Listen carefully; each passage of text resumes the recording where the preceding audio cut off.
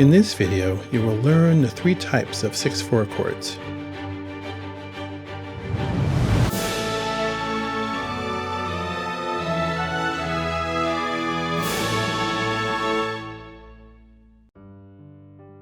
A chord, its second inversion, is arranged so that the 5th is in the bass. The 6/4 beside the Roman numeral in the analysis indicates the intervals of a 6th and a 4th are above the lowest note. This interval is not as stable as the 5/3 root position chords or the first inversion 6 chords. The root and the third tend to behave like non-chordal tones above the bass. There are 3 types of 6/4 chords. In general, you double the 5th in all 3 6/4 chords.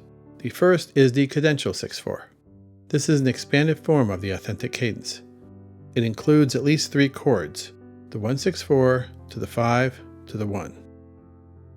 The 5th in the bass is always doubled in the 6/4 chord. The 5 chord always follows in root position. The bass jumps an octave or remains stationary. Both common tones are kept in the 1/6/4 to 5 progression.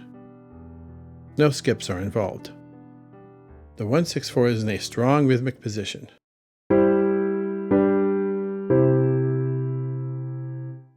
The second is the passing 6/4. In this progression, the 6/4 appears between 2 inversions of another chord. All voice leading is by step or common tone. The 5th of the 6/4 chord is doubled. The 6/4 does not occur on a strong beat. 2 voices, here soprano and bass, merely exchange positions in the chord surrounding the 6/4. No real harmonic activity takes place here. This is to change positions of the 1 chord. The 6/4 is the dominant of the other chord. This is almost always a 1-5-1 progression.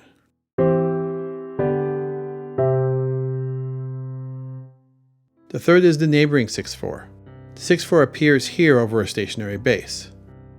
The doubled root of the 1 ties over to become a doubled 5th of the 4/6/4 chord. The 6/4 chord is on a weak beat or between beats. 2 voices move by step. 2 are common tones.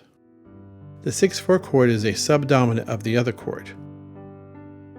This is almost always a 1-4-6-4-1 or 5-1-6-4-5 progression.